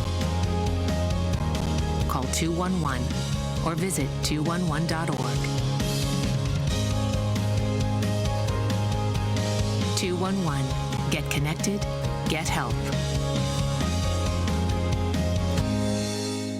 If you are struggling to afford your internet bills during the pandemic, there's a temporary government program that may be able to help. It's called the Emergency Broadband Benefit, and it provides up to a $50 monthly discount on your broadband bill to qualifying households. Find more information about the program, including if you qualify and how to enroll, at fcc.gov/broadbandbenefit or call toll-free at 833-511-0311. A public service announcement from 89.3 Lakes FM.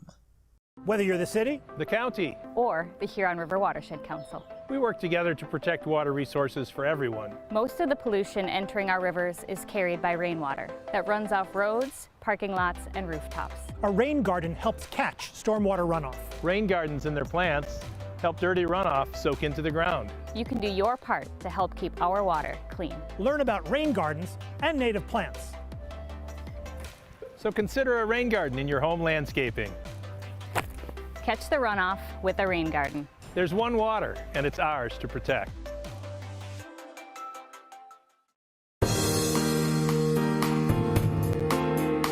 Welcome back to the Megacast. I'm Tyler Keefe here in our studios in West Bloomfield Township. Although we're broadcasting all across the state of Michigan, you can find more information about everywhere that we broadcast live to tape, and on demand on our website, civiccentertv.com. And just click on our Megacast link or go to civiccentertv.com/Megacast. Well, today is the first day of winter. We're just a little bit under a half hour into the official start of the winter season. And joining us now to talk about how that winter season is going to affect travel and some interesting activities that Michiganders and visitors to our great state will be able to experience this winter is Dave Lorenz, the Vice President of Travel Michigan with the Michigan Economic Development Corporation. Dave, thank you for being with us again. Oh, it's good to be with you, especially on this first day of winter, even though it doesn't seem like it in my backyard. The good news is the farther north you get, the more it does seem like winter. The snow is on the ground. The ski resorts are making snow on top of all that natural snow they received a few weeks ago. And actually, they've been receiving snow overnight.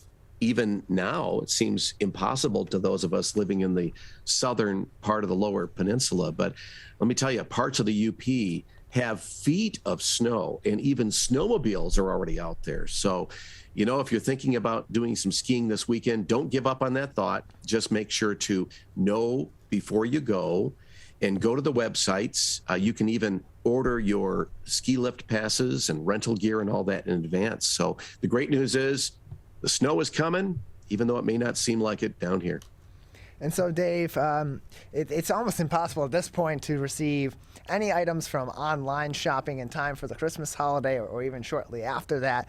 And it makes it even more of a good time all across the state of Michigan to support many of our great locally owned businesses in every region of our state. This holiday season, how have our businesses, with travel having increased over the last several months as things have started to open back up again, how have our local businesses across the state been faring this holiday season? Well, you know, after this last year or two, I've lost track of dysfunctionality because of COVID. Mm-hmm. I think people, even though, you know, we all kind of went online and started to buy things, I think people started to realize that, you know, they've been missing out on certain things with online shopping. You miss out on that opportunity to really kind of personally try something on, or even just that interaction with a store clerk. I think we've also learned that we're losing restaurants and shops and people's jobs that we've always felt like we're a part of in the past in our local communities. So we are starting to see people going back into those brick and mortar stores, going back downtown, going back to those malls. And I'm really happy to see that. So we're starting to transition back. It's an interesting thing because I think naturally we may have gone more to online shopping anyway, even without COVID. So, you know, I think we're starting to better appreciate all these interactions that are part of the shopping experience with a brick and mortar purchase. So I'm happy about that. That said, I don't think we're getting enough people still to go back downtown. Now's the time to do it. You have a couple of days before Christmas, of course. All those shops are open right now. Many of those downtowns have dressed up for the holidays as well. Places like Rochester are just looking beautiful. Even on the west side of the state where I am, Little Spring Lake, beautiful lights everywhere, Little Muskegon, it's just really beautiful to see that happening. So everybody is kind of getting back into this, shop local mood, and I'm thrilled to see it. By the way, we're encouraging people to share pictures of their shopping experiences, maybe their special little finds that they're finding at their local shops.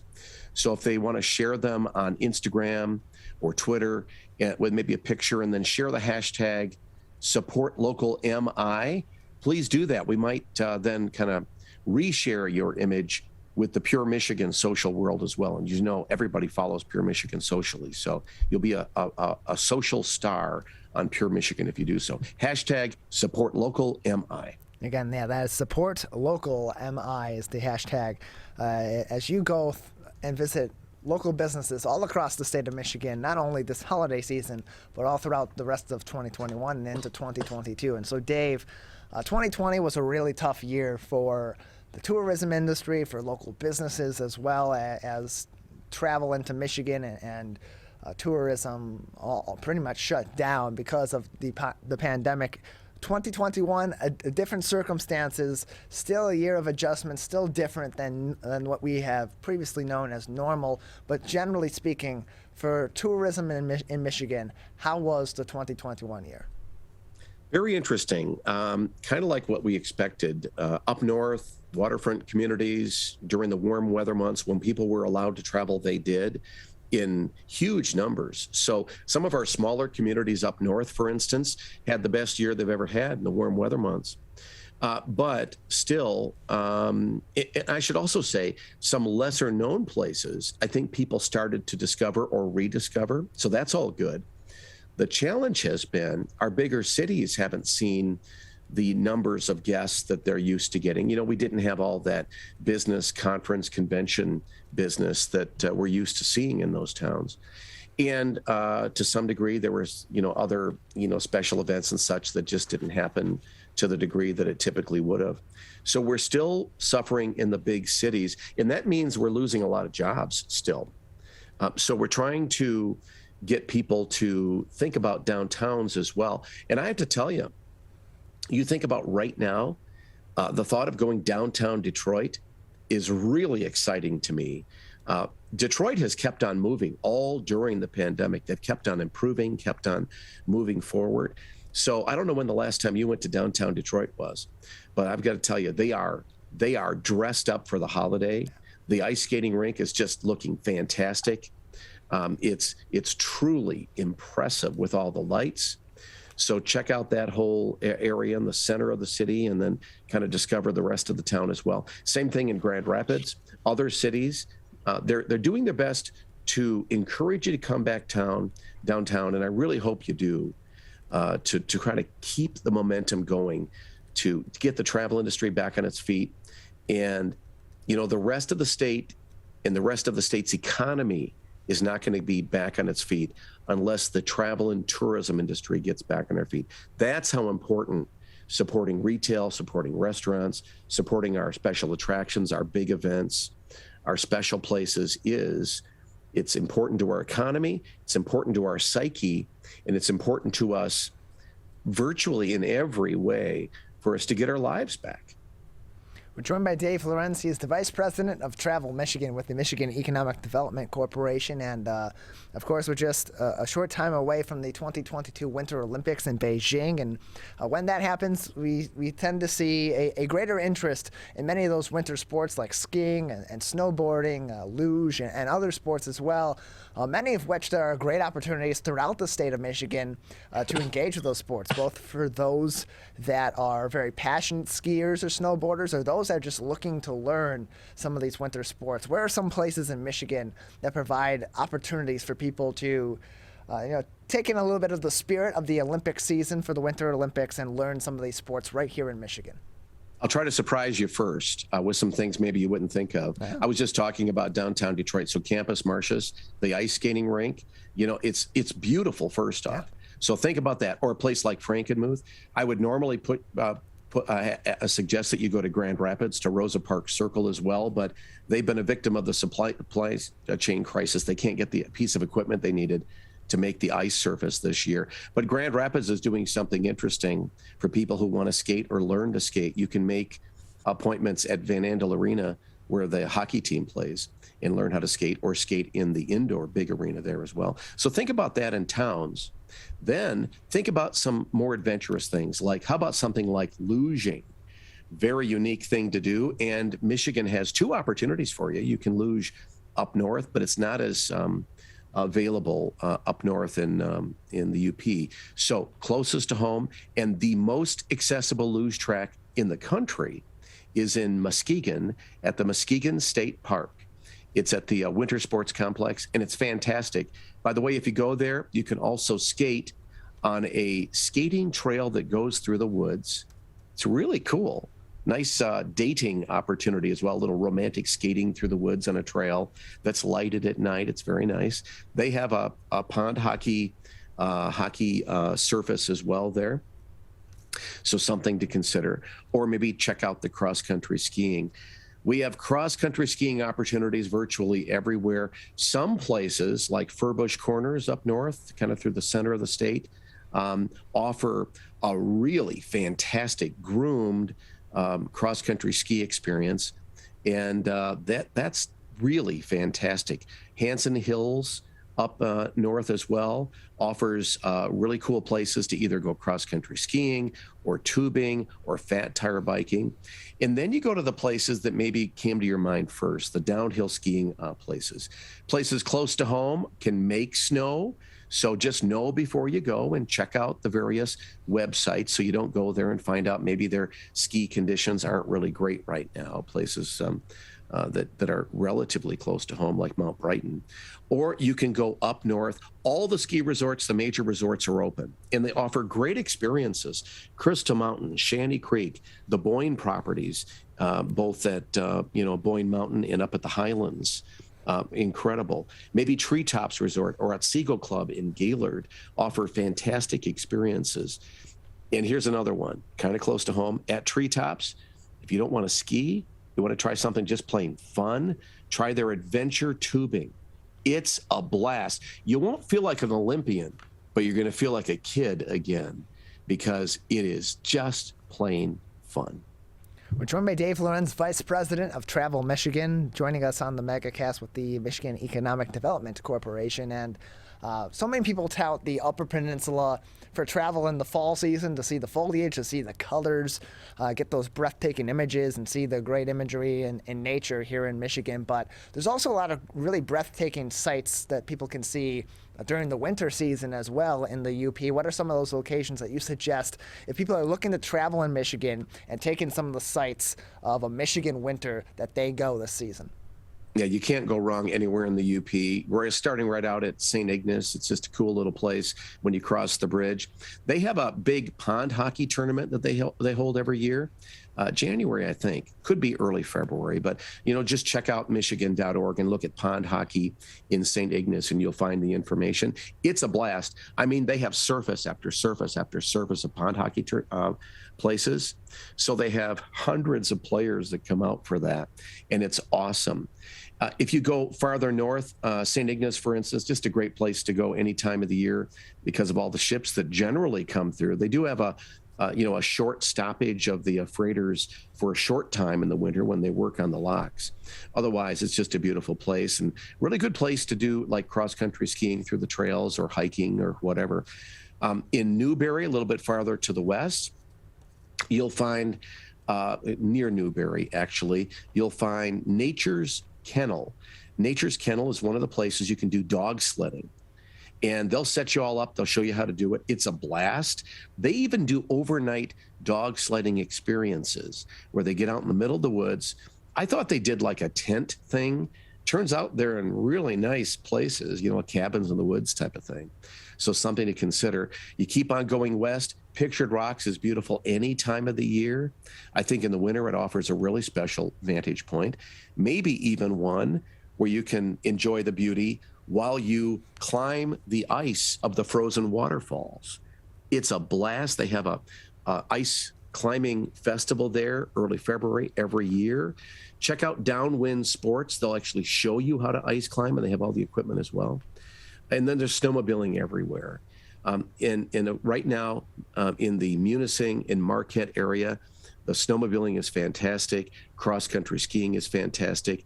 Maybe in Marquette, just climb one of the mountains like Sugarloaf Mountain. You want to see something beautiful, check out the view from just one of those mountaintop experiences in Marquette.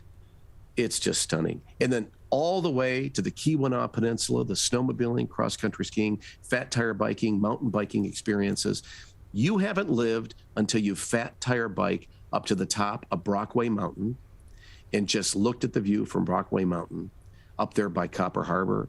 It is stunning any time of the year, but I think it's really special seeing the snow-covered mountain and then, Lake Superior on both sides. It's just, it's life-changing is how beautiful it is. It really is. Dave, just another couple of minutes with you before we'll say goodbye today. Anything else that people should be keeping in mind as they're looking to travel throughout Michigan this winter season? Yeah, one of the big things is just know before you go, check out the places you want to go to or experiences you want to do, because COVID really has changed everything. And it's going to be a while before we kind of go from this endemic stage to a stage when we really understand that COVID will be with us. We just need to do it safely. So I'm praying that you've at least talked to your doctor about getting your initial shots and your booster as well. Because safe travel, this is the way it's going to be. We either decide to get vaccinations and then move on, or we decide to continue this pandemic and endemic stage. We can get to normalcy if we just do our best to think about other people.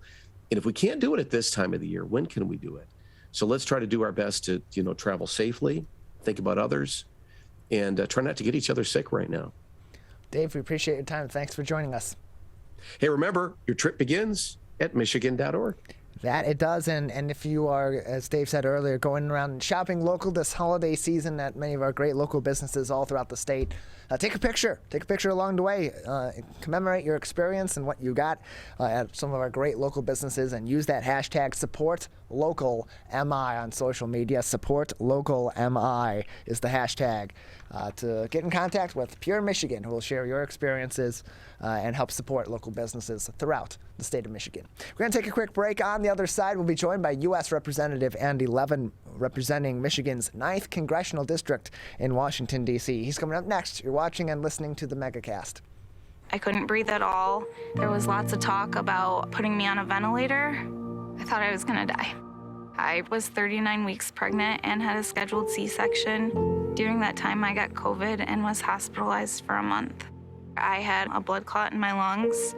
It caused me to go into right-sided heart failure. I was really scared. I kept texting my husband and my mom, telling them how scared I was, and I was worried that he was gonna grow up without a mom. And then I was worried if, when I did get home, that he wouldn't know who I was. Being 27 and a mom and a wife and having that all almost taken away from me. It's scary, and if a vaccine can prevent that from happening, why not? Get your vaccine. I don't want this to happen to anybody else. A message from the staff of Michigan's Crime Victim Compensation Program. Anyone can be a victim of crime and suffer lasting trauma, physically, emotionally, and financially. But you are not alone. If you're struggling financially due to a crime, we're here for you. Find out if you qualify for crime victim compensation. Call 877-251-7373 or visit michigan.gov/crime-victim. A message from the Michigan Department of Health and Human Services, Division of Victim Services.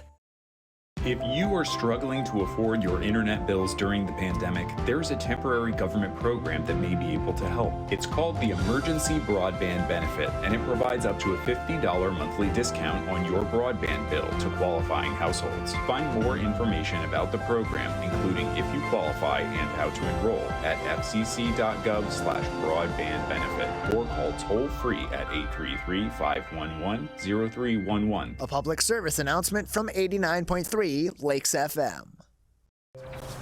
you see certain things get reincarnated in your children.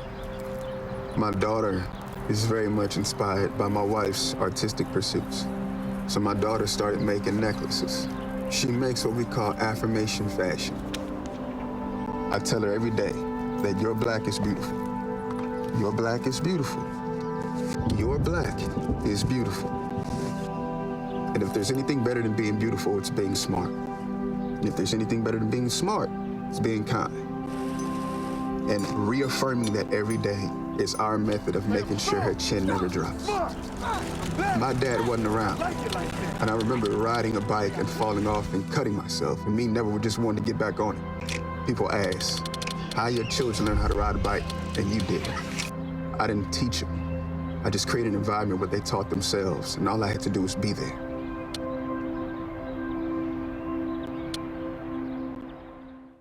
Whether you're the city, the county, or the Huron River Watershed Council. As partners working together to protect our water resources, we agree. Pet waste is a source of harmful bacteria in the Huron River. When it's left on the ground, it can wash into the storm drains. These lead directly to our streams. No filters, no treatment. Here's one thing we know that can help keep our water clean.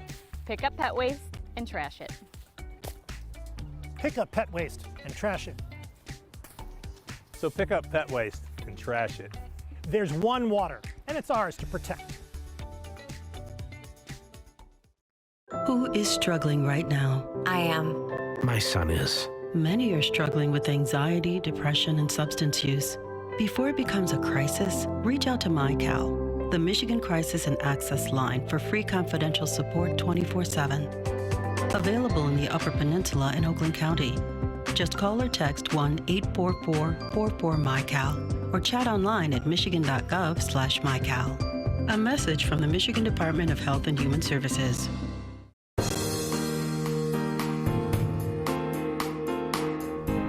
Welcome back to the Megacast. I'm Tyler Kieft here in West Bloomfield Township, although we're broadcasting all throughout the state of Michigan and every area of the Great Lakes state on a number of different outlets. You can learn more information about everywhere that we broadcast live to tape, and find us on demand as well on civiccentertv.com/megacast.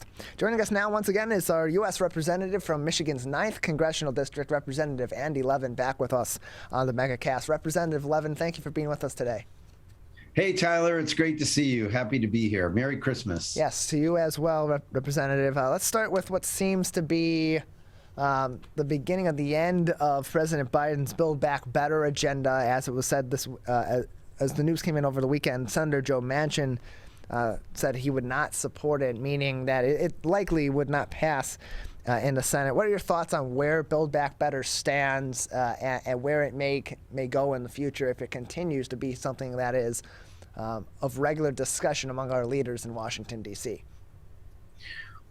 Well, Tyler, first of all, I'm still fighting for it. I mean, it's just it includes so many things that people need. The provisions of it are incredibly popular. They would actually lower costs for families and fight against inflation. For example, by lowering the cost of childcare, lowering the cost of prescription drugs, lowering the cost of health insurance, and on and on. So it's really what the American people want. It's what they need. I'm going to keep fighting for it. And don't ask me to psychologize Mr. Manchin of West Virginia, because I'm not qualified. But I'll tell you, West Virginians are poorer than Americans on average. They have more old folks. They have more people with disabilities. They have more kids in poverty. In every way that Build Back Better would help the American people, it would help the people of West Virginia especially. So we're going to keep pushing for this, and I hope we can pass it early in the new year. Closer to home, Oxford Township and surrounding communities are still reeling from the mass shooting that happened there about 3 weeks ago, and a few additional days on Tuesday, November 30th. As you know, as we all know, school shootings are so common here in the U.S. We've heard from some of our local representatives in government here in the state of Michigan about actions that they're hoping to take in discussions that they're having at the state level regarding gun violence and gun possession laws and protection laws.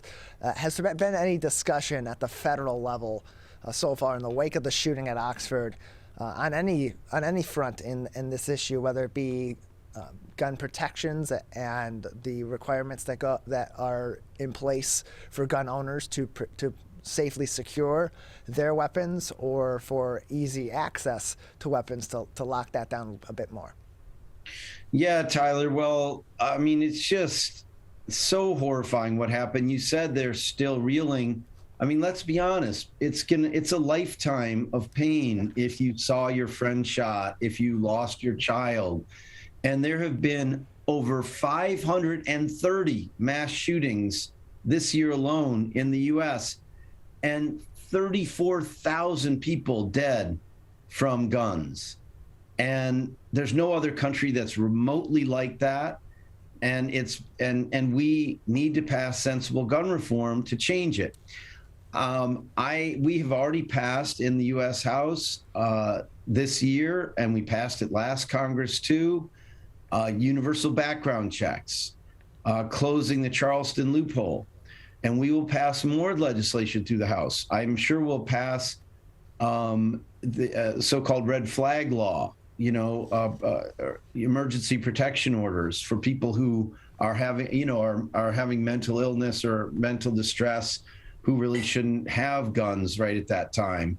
And I'm a proud early co-sponsor of HR 748, which would establish a framework for storage of firearms on residential premises, just what you mentioned.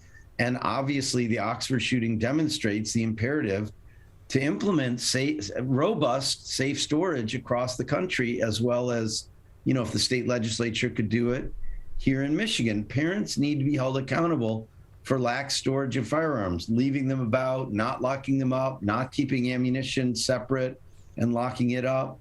And so, as many mass shootings as we have, which are horrifying, many more people, Tyler, die. Even kids shooting each other by accident is more deaths. And suicides are like 2/3 of all these deaths. Just how would you feel if you were a proud hunter, and it's great you could own a gun, I'm all for it. But then if you left your gun lying around and your child shot your other child, I mean, I could never recover from something like that. So we do need to pass sensible gun reform. And I'll tell you, Tyler, if we could do away with the filibuster in the U.S. Senate, we would pass these bills. Do you know that 90-some% of Americans support universal background checks, including majorities of Republicans, majority of gun owners? But because of the craziness of our political system, even when we pass them in the House, they go die over in the U.S. Senate. So I'm all for it. I'm fighting for it. And you're absolutely right. We need to get legislation passed. We're joined by Representative Andy Levin from Michigan's 9th Congressional District with us today on the Megacast. And we had some good news about a month ago when Huntington Woods native and journalist Danny Fenster was released from his detention in Myanmar, and more recently, with you being the co-chairman of the Haiti caucus in the House, we had good news coming in that the remaining members of a group of North American missionaries who were in captivity in Haiti were recently escaped from their captivity. Can you talk about the current political climate in the nation of Haiti, and what are some answers that or solutions being discussed domestically here to address some of those political issues down there in Haiti? Yeah, well, first of all, hallelujah that Danny's home. He was Danny Fenster home for Thanksgiving. His wife, Juliana, was able to come as well. They had Thanksgiving together with Danny's family, and Danny helped light the menorahs. It's just in the menorah in the D and in Huntington Woods, just wonderful. And so I'm super grateful for everybody who helped with that. And mostly, Tyler, a lot of people whose names cannot be mentioned, and there are people abroad. I just want everybody who's watching and hearing this to know that there's so many people of goodwill in this world who are willing to help in a situation like that. That horrible coup regime in Burma. In terms of Haiti, also thank God that all these hostages are free. It's a very different situation, right? In Myanmar or Burma, the government itself held an American in captivity for no good reason. In Haiti, it's very different. And you talk about U.S. policy, and we really can change it for the better. The regime that's been in power down there, right now it's this de facto prime minister, Ariel Henry, but he was put there by the recently assassinated President Moïse, and he succeeded this President Martelly. They're all from the same party, the Tête Collée Parti Haïtien, the PTKH, as they call it down there. And it's a corrupt party. They've stolen aid from Venezuela, petroleum aid, and they led to the gangsterization of the country. So these gangs are running rampant, and it was one of these gangs that held these Michiganders and Ohioans and other missionaries from the U.S. and Canada. And so, meanwhile, there's some actually good news in Haiti, Tyler. So many groups across Haitian civil society, almost all the political parties except that one in power that's so corrupt, plus all the religious streams down there, Catholic, Protestant, and Voodoo, plus the business community, the labor movement, women's groups, peasants groups, they've all come together. Over 900 have signed an accord to create a pathway back towards democracy. And what U.S. government policy needs to be right now is to say, whoa, this is so impressive. We've got to support this effort of Haitian civil society to rebuild democracy from the ground up, get security in place again, get the rule of law in place again, and not just be obsessed with, oh, hurry up, have an election as soon as possible. You can't have a democratic election in Haiti right now with kidnappings and rapes and other things running rampant. So I'm really pressing the Biden administration to respect this movement in Haitian civil society to chart a Haitian path back to democracy. It's really inspiring. I regret that President Biden didn't invite any of these folks to his democracy summit recently, because they have a story to tell to the whole world about how people can rebuild democracy in very difficult circumstances. So there is a path forward for the U.S. there. We're not quite there yet in supporting this independent movement for democracy, but I hope we go in that direction. We're joined by U.S. Representative Andy Levin from Michigan's 9th Congressional District. Representative, just another minute with you before we'll say goodbye today. We're heading into the final holidays of the 2021 calendar year. Any holiday messages for your constituents here in the 9th District? Yeah, to everybody in Macomb and Oakland counties and beyond throughout Michigan, I just send my love. We have to take care of each other. I think please pray and support our hospital workers, and do everything you can to keep yourself safe and your loved ones and your neighbors safe. Tyler, let me just say this. One of my buddies who I play hockey with every week for like 15 years, super healthy, strong 36-year-old guy, is dead today because he wasn't vaccinated and he caught COVID and he died. I mean, this guy was the picture of health, Tyler. So I'm begging everybody, put all politics aside, follow science, love each other, to get vaccinated, get boosted, and mask up, do whatever's necessary when you're in tight quarters with strangers, so that we can all have less death and suffering.